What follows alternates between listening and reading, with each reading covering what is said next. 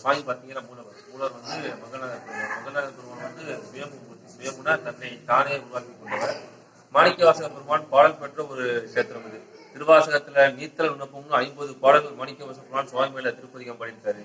தாழம்பு சாத்தி வழிபடக்கூடிய ஒரு சிவஸ்தலம். எங்கேயுமே தாழம்பு சாத்தி வழிபடுறது கிடையாது. திருவண்ணாமலையில அடிமுடியை தேடியதுனால பிரம்மாவுக்கும் தாழம்புக்கும் சாபம் கொடுக்கப்படுது.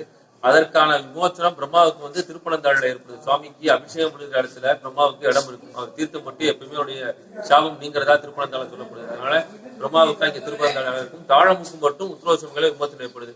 வெளியில வரும்போது விநாயகர் பெருமானும் முருகப்பெருமான் ராஜமந்திர வழிபாட்டுக்கு இடம் மாற்றி அமைக்கப்பட்டிருக்கும். அந்த புராணம் ஆரம்பிக்கப்பட்ட இடம், அந்த இடம் பிரம்மனா வழிபடப்பட்ட விநாயகர் பெருமான். தாழம்புக்கு மட்டும் இங்கே விமோச்சனம் கொடுத்து பிரம்மாவை திருப்பனந்தாள் அழைத்து அங்கே விமோச்சனம் கொடுக்கிறாங்க. தாழம் சுவாமி அம்பாளுக்கு எப்ப சாட்சி நம்ம வழிபடுறோமோ நம்ம செய்த பாவங்கள் இங்க உடனே நிவர்த்தி ஆகும்னு சொல்லப்படுது. திருவண்ணாமலையில தாழம்பு சாத்துவாங்க. எப்ப சாத்துவாங்க? திருக்கார்த்திகை தீபம் ஏற்றப்படும் போது அண்ணாமலையாட்ட வச்சிருப்பாங்க. அர்த்தநாரி ஆடி வெளியே வந்து கார்த்திகை தீபம் ஏற்றப்பட்டது தெரிஞ்ச உடனே அவர் திருமணியில இருந்து நிக்கிறாங்க. அதிகபட்சம் ஒரு மணி நேரம் அவர் திருமணியில வச்சிருப்பாங்க. இங்க எந்த நேரத்திலும் எக்காலத்திலையும் சுவாமியை மங்களாய பெருமாளுக்கும் மங்களேஸ்வரிக்கும் தாழம்பு சாட்டி வழிபடலாம். இது ராமாயணத்துக்கு முன்னால அமைக்கப்பட்ட ஒரு சிவஸ்தலம், முதல் சிவாலயம்னு சொல்லப்படுது.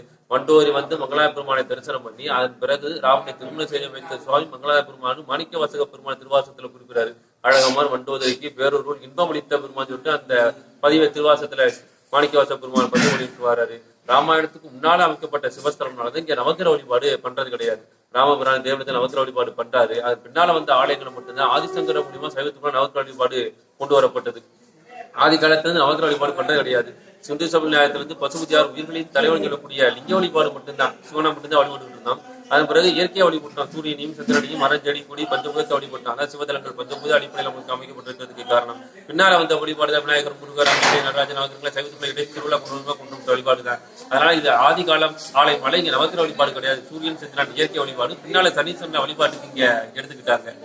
ரொம்ப முற்பட்ட ஒரு சிவஸ்தலமாக மாணிக்கவாசக முக்தி முழுமுதல் முக்கிய வள்ளல் அப்படிங்கிறது சுவாமி மேல திருப்பதியை பண்ணும்போது நீ எவ்வளவு பெரிய சிவஸ்தலம் காட்சி வர போனாலும் முக்தி மறுபிறப்புங்கிறது பாவ புண்ணிய கணக்குப்படிதான் உங்களுக்கு வழங்கப்படுது. இங்க வந்து அந்த கணக்கே கிடையாதுங்கிற. ஏன்னா வள்ளலை எதுவும் பார்க்காம கொடுக்கணும் தான் வள்ளல் சொல்லுவோம். இங்க வந்து மங்களாத பெருமானை நீ தரிசனம் பண்ணு, பாவ புண்ணிய கணக்குல கிடையாது, முக்கியம் மட்டும்தான் வரும். பிறப்பு அடிக்கக்கூடிய இடம் உத்திரவசமங்கி அப்படிங்கிறாரு. அதான் முக்கிய முழுமுதல் முக்திக்கு முதலா இருக்கக்கூடிய சிவபெருமான் மங்களாத பெருமான உத்திரவசமிகளை மட்டும்தான் இருக்கிறதா மாணிக்கவாசக பெருமான் குறிப்பிடாரு. கைலாயத்துக்கு நிகரான ஒரு ஸ்தலம் பூமியில இருக்குமான உத்திரவசமி என்கிறாரு திரு கிருசாங்கத்துல.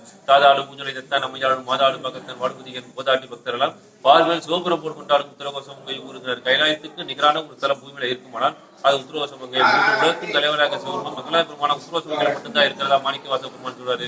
சிவனை வந்து வள்ளல் மாபெரும் கருணையாளன் அப்படிங்கிறாரு. இங்க பரிகாரம் கிடையாது. என்ன நீ மங்களாய பெருமாட்ட வேண்டியோ அந்த வேண்டுதல் அப்பயே செய்யக்கூடிய சுவாமி மங்களாய பெருமான் அப்படிங்கிறாரு மாணிக்கவாசக பெருமான்.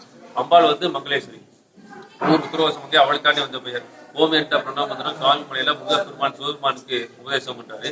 அது சிவபெருமான் அம்பாளுக்கு இங்க ரகசியமா உபதேசம் பண்ண சொல்லப்படுது. உத்தரம்னா உபதேசம், கோஷம்னா ரகசியம், மங்கைனா பார்வதி, பிரணவத்தை சிவபெருமான் அம்பாளுக்கு ரகசியமா உபதேசம். அவளுக்காண்டி வந்த பெயர் உத்திரவசமங்கை. அதனால அம்பாள் இங்க வந்து லட்சுமிக்குரிய தாமரை பீடத்திலையும் கையில ருத்ராட்சமான ஜெவமாலை ஏந்தி இருப்பா. ஜெவமாலை ஏந்தி இருக்கிற ரொம்ப விசேஷமான திருமுக முருகன், காசி விசாலாத்தி, கன்னியாகுமரி பகவதி மாதிரி இங்க அம்பாள் ரொம்ப விசேஷமான அம்பாள். முன்னூசல் பதிகம் பாடக்கூடிய ஸ்தலம் உத்திரவசமங்கை. ஏன்னா சிதம்பரத்திலிருந்து மாணிக்கவாசக பெருமான் பாடுற சுவாமிக்கு வந்து இன்ன பேர், இன்ன தன்மை, இன்ன ஊர், இன்ன உருவம் எதுவுமே கிடையாது. நம்மளால 1000 பேர் 1000 உருவங்கள் சுவாமிக்கு கொடுத்துக்கிட்டோம். அவர் சொந்த ஊர் இருக்குன்னா அவர் இருக்கிற இடம்னா உத்திரவசமங்கை 9 முன்னூசல் பதிகம் சிதம்பரத்திலிருந்து பாரு. இங்க இருந்து படித்த விட அவ்வளவு மதிப்பு இருந்திருக்காது. சிதம்பரத்திலிருந்து பாராரு சிவன் எங்கே இருக்கா, அவர் இருக்கிற இடம் எங்கேன்னு பார்க்கும்போது உத்திரவசமங்கை தான் அப்படிங்கிற சிதம்பரத்திலிருந்து. அதனால இரவு 6ஆம் கால பூஜை பள்ளியற பூஜையில உத்திரவசமங்கை முன்னூசலை பாடி உத்திரவசமங்கை மங்களாய மங்களேஸ்வரி இருந்து எப்படி அருள் செய்யும் அப்படிதான் ஒவ்வொரு தளத்திலிருந்து அருள் செய்யணும். அந்த மங்களாய மங்களேஸ்வரி நினைச்சுதான் இரவு நட சாத்தியாரும்.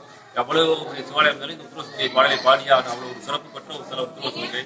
நடராஜர் வந்து ஒரு மரராஜ நடராஜ். இங்க ஒரு 6 வெறும் மரத்தாலே செய்யப்பட்ட நடராஜர். எல்லா இடத்திலும் லிங்க வழிபாடு மட்டும்தான் நமக்கு கூலமூர்த்தி அமைக்கப்பட்டிருக்கும். சிதம்பரம் உட்பட சிதம்பரத்துல வந்து நடராஜ பெருமான் உருவ வழிபாடு இருக்கு. அது பிரதான உற்சவமூர்த்தி தான். அங்கேயும் மூலநாதர் லிங்கத்தை நோக்கி தான் வியாக்கிரமம் பாஞ்சலி தவம் பண்ணி அதுக்கப்புறம் வெட்ட வெளியில ஆடகத்தாண்டு ஆடுவதற்காண்டி சிதம்பரத்துல வராரு.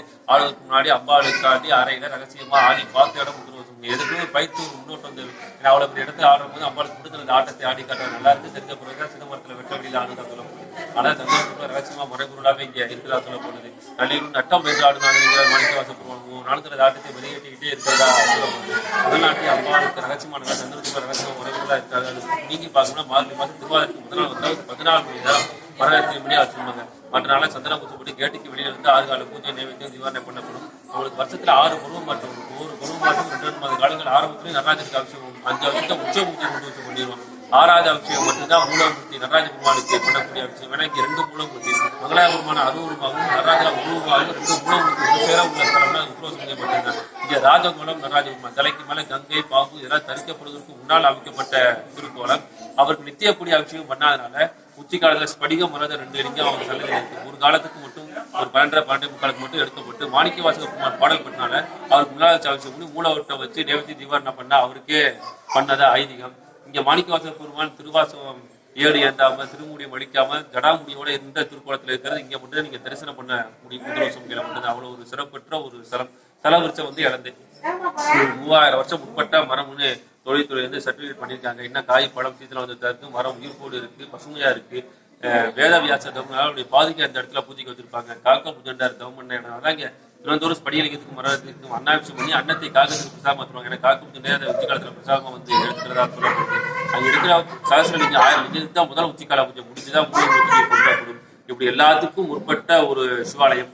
அந்த செலவரிச்ச இழந்தையில தான் சிவபெருமான் வந்து மாணிக்கவாசம் குருவாரத்து உபேச கடங்காது மாணிக்கவாசம் உத்தரவாசம் இத்தனை விடங்காட்டி ஆசிரியர் குருவா முதல் விடங்காட்டி செலவரிச்ச இழந்தை பிறகு அவர்கள் குருந்தமடுத்தல குருவாரத்து திருவிடை நிச்சயம் கொடுக்கப்பட்டது. இப்படி எல்லாத்துக்கும் முற்பட்டது மாணிக்கவாச பெருமான். அருணகிரிநாதர் வந்து 2 திருப்புகள் பாடியிருக்காரு. பாமன் சுவாமிகள், வேதவியாசர், காகபுஜண்டர், ராவணன், மண்டோரி இவங்கெல்லாம் வந்து வழிபட்ட ஒரு மிகப்பெரிய ஒரு சிவஸ்தலம். அதனால இங்க வழிபாடு செய்தா உங்களுக்கு முக்தியம் மட்டும்தான், மறுபிறப்பு கிடையாது. சிவன்னா மங்களம்னு அர்த்தம். மங்களகரமான மங்களகரமான நிகழ்ச்சியை மட்டுமே செய்யக்கூடிய சுவாமி இங்க மங்கள பெருமான் மாணிக்க வாசக பெருமான் சொல்றாரு. இங்க பரிகாரம் கிடையாது. நீங்க என்ன பிரார்த்தனை பண்ணீங்களோ அப்படியே செய்யக்கூடிய சுவாமி மங்கள பெருமான்.